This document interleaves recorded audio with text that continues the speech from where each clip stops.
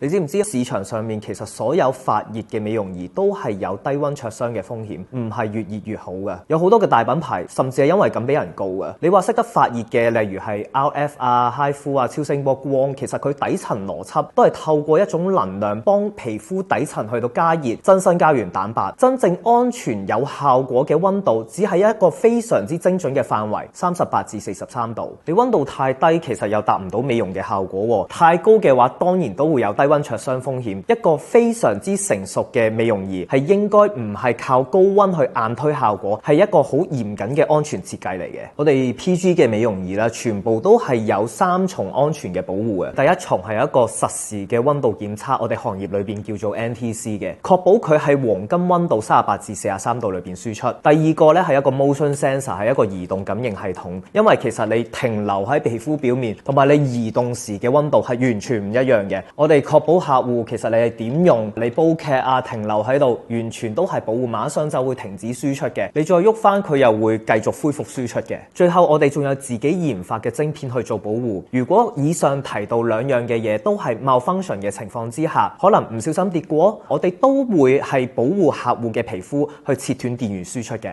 PG 咧係香港上市公司嚟嘅，同時我哋都係美容儀行業標準制定者之一。我哋重視效果，但係我哋更加重視安全。希望我哋可以一齊放心變美。